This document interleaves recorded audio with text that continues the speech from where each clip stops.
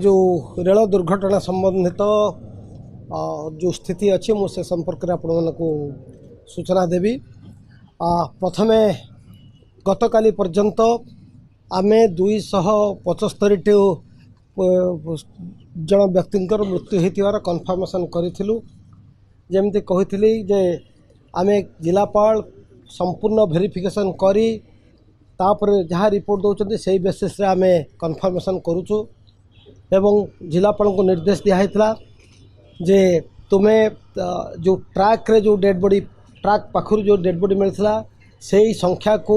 Hospital संख्या सहित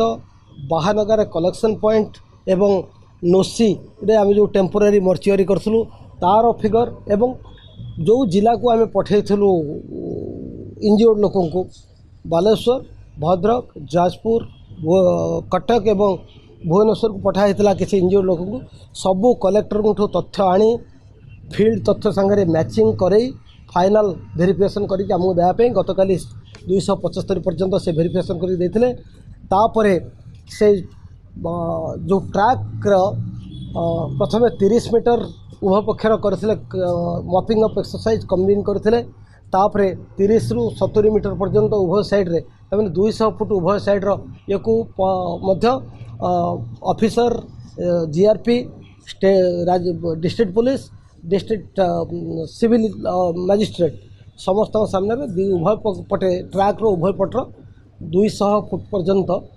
आम प्रति जगह को वेरिफिकेशन करी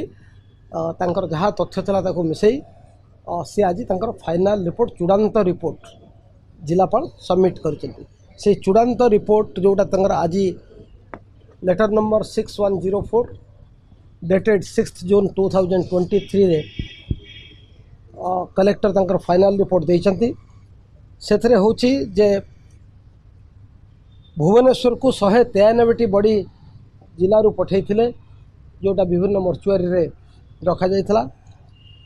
एवं बालेश्वर जिला भितरे ट्रैक रू आउ ट्रैक पाखे आम जो फास्ट इनक्वेस्ट जो थे सेठू हॉस्पिटल रेकर्ड सब देखिकी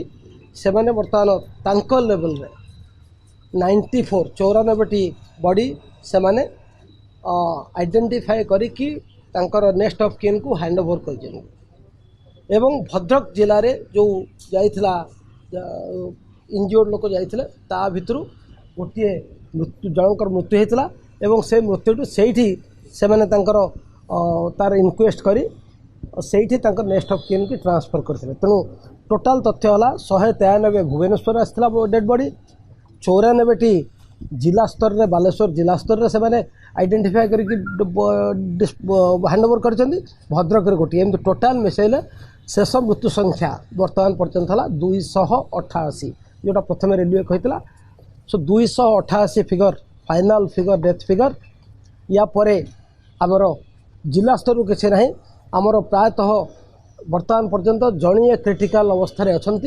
आशा करूँ आरोग्य कामना करूँ तेणु यहाँ है बर्तमान स्थिति। द्वितीय हूँ जो 94 जन को डिस्ट्रिक्ट बालेश्वर से आइडेंटिफाई कर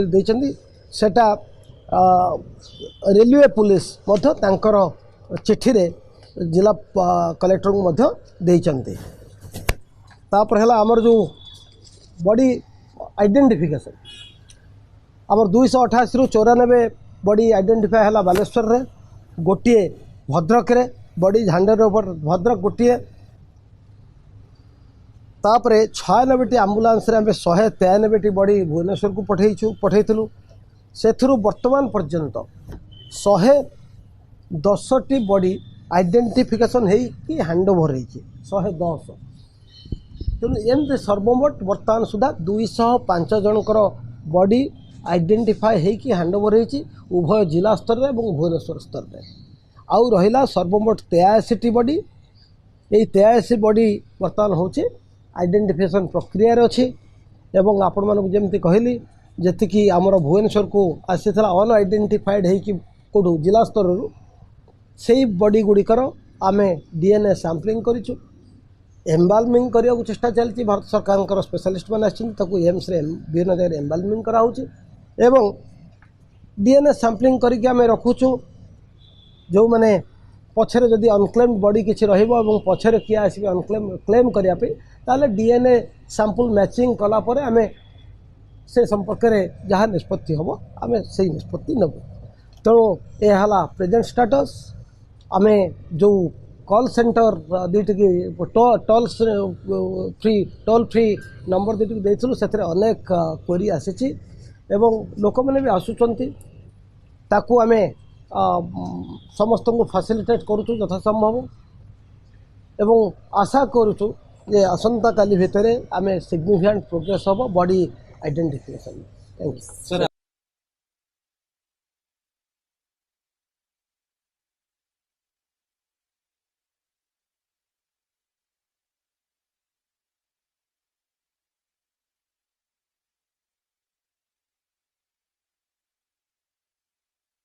Please may come out. Please, I don't want to say anything. I want this time we must work for the people. We must be with the people. We must help the parivar. And we want that truth must come out. It must not be suppressed. That's all is being suppressed. You have any so can you? और एक ये भी सच है, दुख के साथ कहना पड़ता है कि जब मंत्री या प्रधानमंत्री वहां जाते हैं तो ऐसा स्वांग रचा जाता है जैसे भगवान अवतरित हो गए हो। अरे उनका काम है, चुने हुए प्रधानमंत्री है, रेल मंत्री है,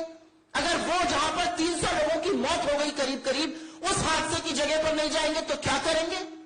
ये अलग बात है कि वहां कूलर लगा हुआ है, ये अलग बात है कि शव गाजर मूली की तरह डंपर में फेंके जा रहे हैं और उनके लिए तोसक तकिया लगाकर इंतजाम किया गया है। ये अलग बात है कि रेल मंत्री के फोन पर 7 बजे शाम दिख रहा है, हमारे मीडिया के कुछ साथी उसको 11:30 बजे उनको जमीन पर तैनात दिखा रहे हैं। तो चुनी हुई सरकार को जब जब कटघरे में आप खड़ा करते हैं तो हमेशा ध्यान भटकाया जाता है और इसीलिए हम सिर्फ और सिर्फ एक बात कह रहे हैं कि जांच जो है वो टेक्निकल एक्सपर्टीज के जो लोग हैं उनसे कराई जानी चाहिए और जवाबदेही तय होनी पड़ेगी कि क्यों नहीं ट्रैक मेंटेन किए जा रहे, क्यों भारतीय रेलवे जो करीब 2 करोड़ 20 लाख लोगों को रोज अपने गंतव्य पे पहुंचाता है, आज लोगों को रेलगाड़ी में बैठने से डर लग रहा है। अगर इन सवालों का जवाब सरकार नहीं देगी तो क्या सीबीआई और एनआईए जैसी एजेंसीज देंगी जिनके पास ना टेक्निकल एक्सपर्टीज है? और एक ये सच है कि ये पूरी साजिश का जो माया जाल है वो सिर्फ इसलिए रचा जा रहा है कि लोगों के मन में डर भर जाए और सरकार की कोई जवाबदेही ना हो। नैतिकता तो ये कहती है कि 3 घंटे के अंदर रेल मंत्री को अपने पद से इस्तीफा दे देना चाहिए था, लेकिन हो क्या रहा है? एक नया स्वांग रचा जा रहा है और इसीलिए कहीं ना कहीं यह प्रतीत होता है कि यहां पर भी तथ्यों से मुंह मोड़ा जा रहा है, यहां पर भी बचा जा रहा है और यहां पर भी सरकार जवाबदेही अपनी तय करने पर ना तय करने पर मन बना